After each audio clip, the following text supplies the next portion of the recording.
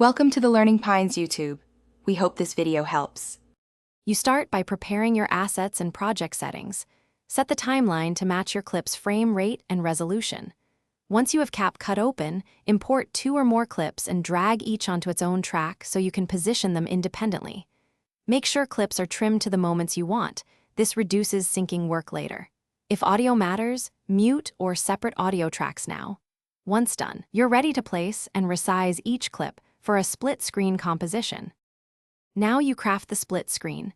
Select a clip and open transform controls to scale and position it to one side of the frame.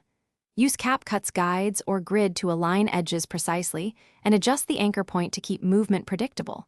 For tighter seams, apply crop and use a rectangular mask on overlapping clips, feather slightly if needed.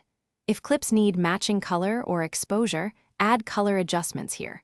Once done, preview playback to confirm alignment and timing across tracks.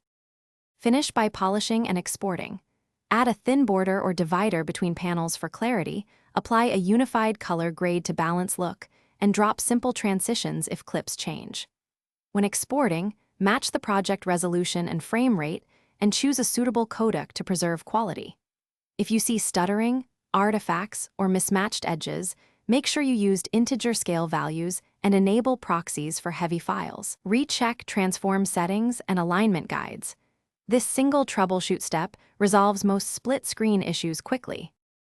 Thanks for watching. Consider subscribing if we helped you.